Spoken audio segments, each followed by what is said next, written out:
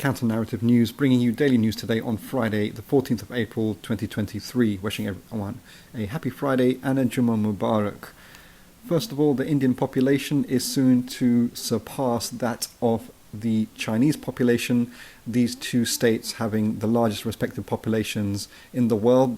The joint populations of China and India are more than the next most populous 19 countries put together, and respectively around 1.4 billion people in India and China equals the total amount of population of the entire African continent.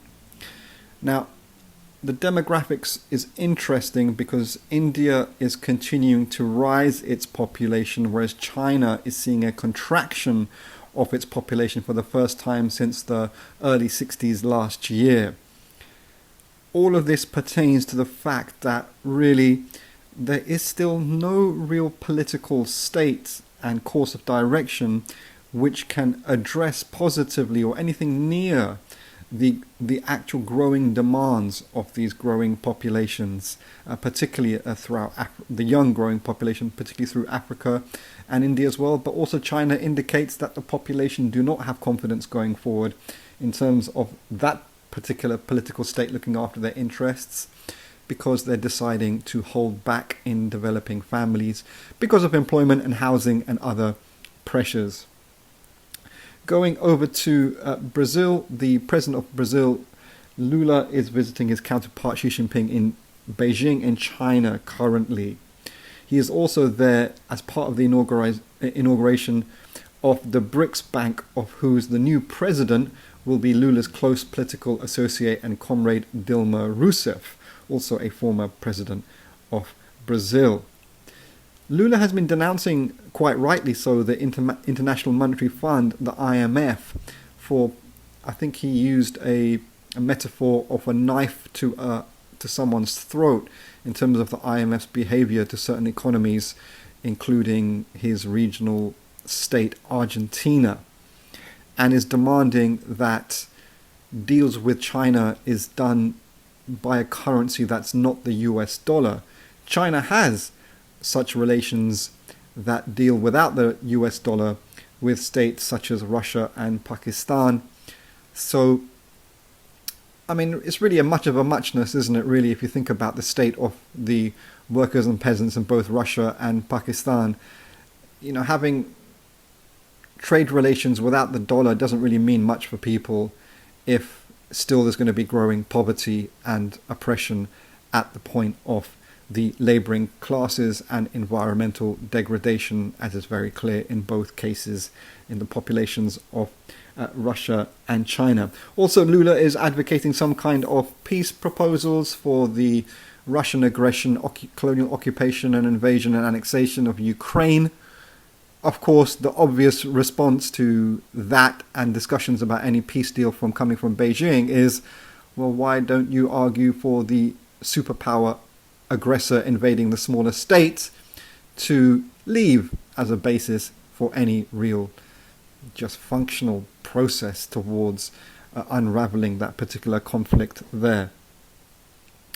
Going over to East Africa, the far-right Prime Minister of Italy and the former colonial power in Ethiopia is visiting Abiy Ahmed, the president of Ethiopia, in Addis Ababa, discussing, amongst other things, of course, quote-unquote, managing migration there. A lot of the people going on the migrant routes are disproportionately people of East Africa, including Eritreans and Ethiopians. Ethiopians actually traverse both routes, and so do Eritreans, both the Libyan migrant route and also another route through the Ethiopian desert across the Red Sea into Yemen, into Saudi Arabia for work there. What can one really reflect on Meloni's visit to Ethiopia? Ethiopia has had its own little dirty ethnic war with the Tigray region, notwithstanding the provocations of the TPLF in Tigray there.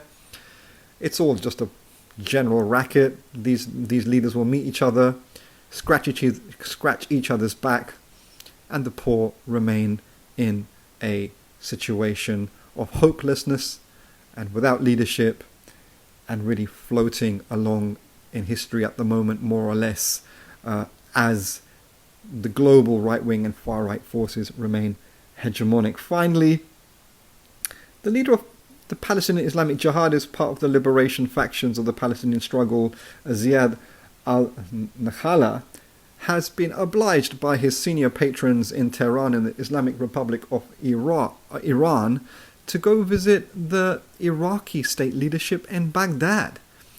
The reason why this is a very strange and awkward and arguably unethical move is that the Baghdad regime is a colonial regime. It's controlled nearly totally by US imperialism, which occupies Iraq still. And also there's another senior NATO colonial force also occupying Iraq in the north, which is Turkey. Iraq is like a demolished corpse of a nation after the destruction by British and US colonialism, and remains a devastated and a plaything in the hands of Western imperialism. So it's unfortunate that other people are being dragged to somehow give some polish to that nonsense over there.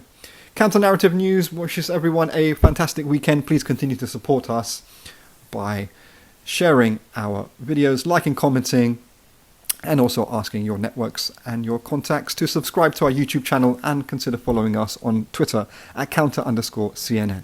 Many thanks.